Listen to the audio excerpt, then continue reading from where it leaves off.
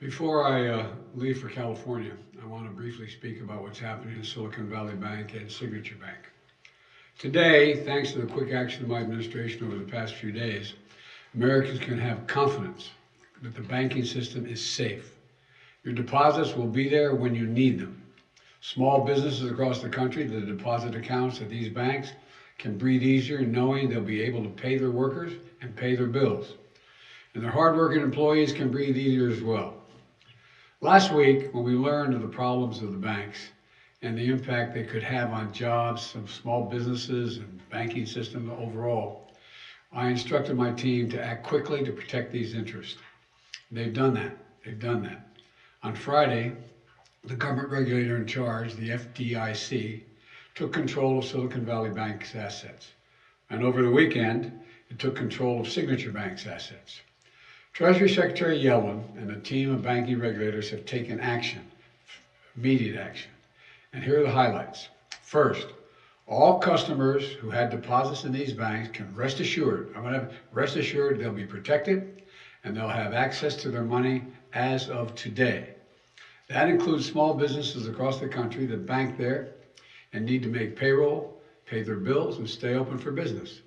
No losses will be, this is an important point, no losses will be borne by the taxpayers.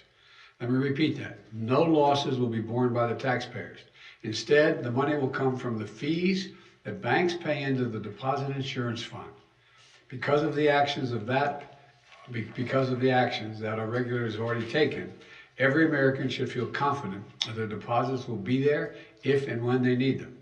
Second, the management of these banks will be fired.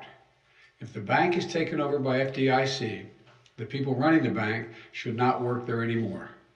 Third, investors in the banks will not be protected. They knowingly took a risk, and when the risk didn't pay off, investors lose their money. That's how capitalism works. And fourth, there are important questions of how these banks got into the circumstance in the first place. We must get the full accounting of what happened and why those responsible can be held accountable. In my administration, no one is above the law. And finally, we must reduce the risk of this happening again. During the Obama-Biden administration, we put in place tough requirements on banks like Silicon Valley Bank and Signature Bank, including the Dodd-Frank law to make sure that the crisis we saw in 2008 would not happen again. Unfortunately, the last administration rolled back some of these requirements. I'm going to ask Congress and the banking regulators to strengthen the rules for banks to make it less likely this kind of bank failure would happen again, and to protect American jobs and small businesses. Look, the bottom line is this. Americans can rest assured that our banking system is safe. Your deposits are safe. Let me also assure you, we will not stop at this. We'll do whatever is needed. On top of all that, let's also take a look at a moment to put the situation in a broader context. We've made strong economic progress in the past 2 years. We've created more than 12 million new jobs. More jobs in 2 years than any president has ever created in a single 4-year term. Unemployment is below 4% for 14 straight months. Take-home pay for workers is going up, especially for lower and middle-income workers. And we've seen record numbers of people apply to start new businesses, more than 10 million of them. More than 10 million applications over the last 2 years starting businesses. Now we need to keep this progress going. That's what swift action that my administration over the past few years is all about.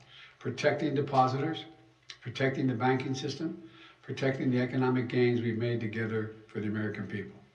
Thank you, God bless you, and may God protect our troops. See you in California. Mr. President, what do you know right now about why this happened? And can you assure Americans that there won't be a ripple effect? Do you expect other banks to fail, Mr. President?